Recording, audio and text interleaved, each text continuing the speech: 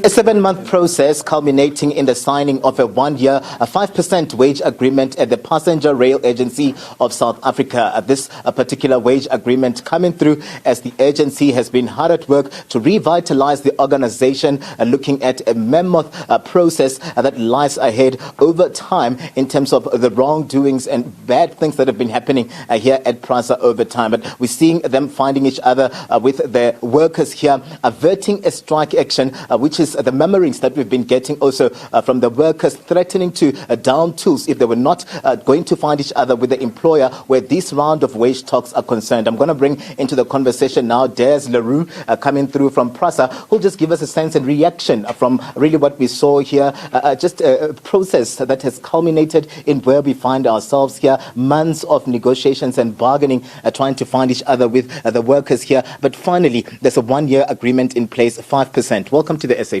Thank you very much. Yes, finally we have our agreement in place. We have a mandate from the board who took a decision that a 5% salary increase across the board for all employees at PRASA. So we're very happy about that because it's meant that we were able to sign the agreement today. We will be implementing the agreement as from today. So at the end of this month, employees will see a change in their salaries. And of course, we need to do a back pay plan as well, because this agreement is applicable from the 1st of April this year. So we would have to have a back pay from the 1st of April to November. And that back pay will be effected from January 2024 until June. The reason why we're really excited about it is because this will contribute greatly to the rebuilding of PRASA. As you're aware, we have been opening many corridors that we had to close down during COVID. And so we're really happy to share with the public that we have come a long way to improve. So this should go some way as well to motivating the workers to work as hard as they have up until now to ensure that the performance of PRASA and the entire rebuilding and modernization program is on track. And also, there's this coming through at a time when we're seeing the workers starting their negotiations there at the top at 15%. And as the employer, you were at 3%. And eventually we see you finding each other at the two parties. Why couldn't you meet the 15%? Maybe let us in on the challenges that you've experienced that maybe might have led you to starting there at 3%. Well, I don't think it's a secret that we all know it's been a tough ride for PRASA. You know, we came out of COVID with a lot of our stations, our assets damaged.